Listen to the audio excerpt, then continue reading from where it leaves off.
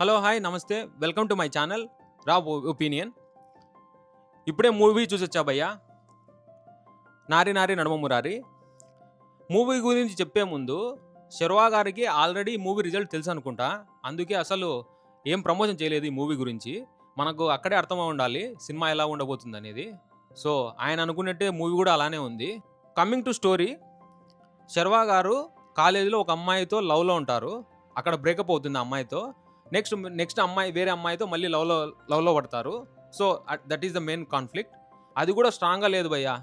వాళ్ళ లవ్ ఎందుకు బ్రేకప్ అయినది కూడా సరిత లేదు. అండ్ వాళ్ళు ఎందుకు మళ్ళీ సెకండ్ అమ్మాయికి రీజన్ చెప్తే అది కూడా సరిత లేదు. సో కమింగ్ టు కామెడీ, అక్కడక్కడ శర్వా గారి, సత్య, సుదర్శన్, నరేష్ గారి కామెడీ బాగుంది. సెకండ్ హాఫ్లో వెన్నెల కిషోర్ గారు ఉంటారు. వెన్నెల కిషోర్ గారి కామెడీ అయితే అసలు పండలేదు భయ్య, అసలు వర్కౌటే కాలేదు. ఫస్ట్ హాఫ్ అయితే లిటిల్ బిట్ బేరబుల్. ఫస్ట్ హాఫ్లో ఒక సాంగ్ అయితే బాగుంది భయ్య.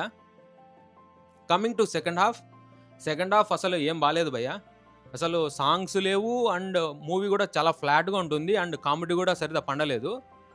మీకు ఈ సంక్రాంతికి ఏ మూవీ టికెట్ దొరకకుంటే, మీరు ఈ సంక్రాంతికి ఏదైనా మూవీ చూడాలనుకుంటే ఫ్యామిలీతో మటుకు టికెట్ దొరక్కోకుంటే మాత్రమే ఈ మూవీకి వెళ్ళండి భయ్య, జస్ట్ టైంపాస్కి. అంతే తప్ప ఏదో ఎక్స్పెక్టేషన్ పెట్టుకొని వెళ్తే మటుకు చాలా డిసప్పాయింట్ అవుతారు. మూవీలో అయితే అసలు ఏమీ లేదు. రామ్ అబ్బరవరం గారు, నేనైతే సేమ్ లైక్ సామాజ వర్గం లాగా ఈ మూవీలో కూడా మంచి ఇంపాక్ట్ ఉంటుంది, అలానే ఉంటుంది అనుకున్నా కానీ అసలు ఏమీ పండలేదు భయ్య. లాస్ట్లో విష్ణు గారి క్యామియో ఉంటుంది, అది కూడా మరి ఫ్లాట్గా ఉంది భయ్య. అంత ఇంపాక్ట్ అసలు థియేటర్లో అయితే ఒక్కరు కూడా అసలు విజిల్స్ కానీ అసలు ఏమీ లేదు. విష్ణు గారు వచ్చినప్పుడు చాలా ఫ్లాట్ అయిపోయింది. So that's it from my end. మీరు మూవీ చూసింటే మీకు ఎలా అనిపించింది కింద కామెంట్ చేయండి. So if you like my content, please like, share and subscribe to my channel. Thank you, bye.